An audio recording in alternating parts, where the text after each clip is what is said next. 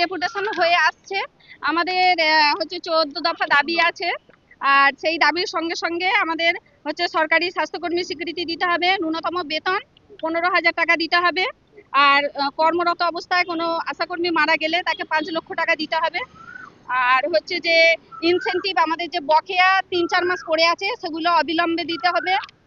আর এখন হচ্ছে আমাদের গত 7 তারিখে আমাদের স্বাস্থ্য ভবন ডেপুটেশন ছিল, ওখানে ওনারা জানিয়েছিলেন যে আমাদের ফাইল পুরো রেডি হয়ে গেছে, আমরা নিশ্চিত একদম ফিক্সড মাইনে বেশি বাড়ানো হবে, আমরা পাবো।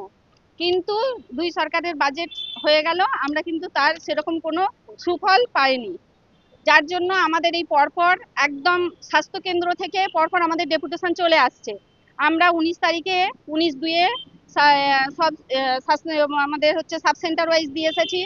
24 তারিখ থেকে পরপর 2, 3, 24, 25, 26 যার যেরকম সুবিধা হয়েছে সেই মতো আমরা ব্লকে, প্রত্যেকটা ব্লকে বিএমই স্যারের কাছে ডেপুটেশন দিয়েছি। আজকে আমাদের এই প্রত্যেকটা রাজ্যে এই প্রত্যেকটা ডিস্ট্রিক্টে আমাদের এইভাবে চলছে সিএমএইচ অফিসে ডেপুটেশন।